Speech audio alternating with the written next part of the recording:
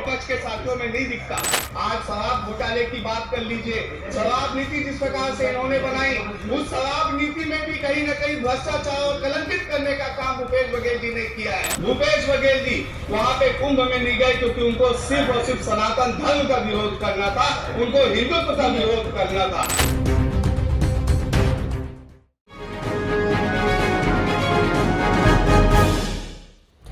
छत्तीसगढ़ विधानसभा का बजट सत्र जारी है।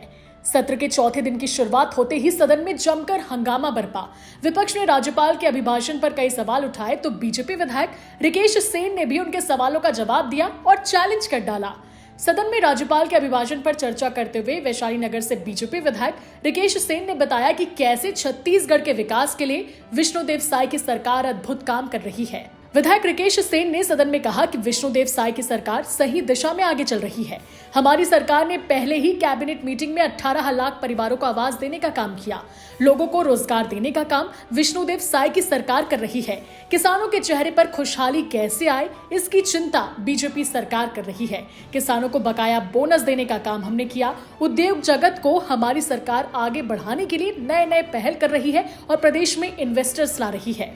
वहीं विपक्ष पर निशाना साधते हुए विधायक ने कहा कि इनका सदन के प्रति रवैया बिल्कुल भी गंभीर नहीं है। इनके आरोप बेबुनियाद रहते हैं। इसके अलावा उन्होंने विपक्ष को चैलेंज करते हुए राज्यपाल के अभिभाषण में गलती निकाल कर दिखाने की बात कह दी। सेन ने कहा, आप दिखाइए राज्यपाल के अभिभाषण में कहां अनियमितताएं पाई गई।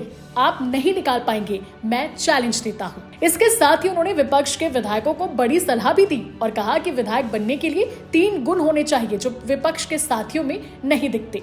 सबसे पहला, आपको संसदीय कार्य प्रणाली सीखना चाहिए जो विपक्ष कभी सीखने का प्रयास नहीं करता।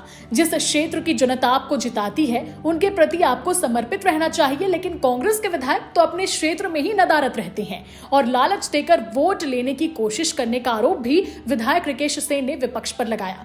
इसके अलावा विधायक सेन ने पूर्व सीएम भूपेश बघेल और चरणदास महंत पर भी जमकर निशाना साधा और कहा कि ये लोग कुंभ भी इसलिए नहीं गए क्योंकि उन्हें सनातन धर्म का विरोध करना था। ये लोग लगातार कौशल्या मां की धरती को कलंकित कर रहे हैं।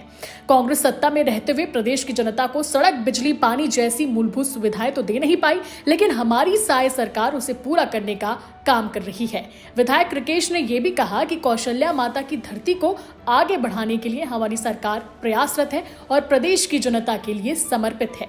Bureau report, CG Bhaskar.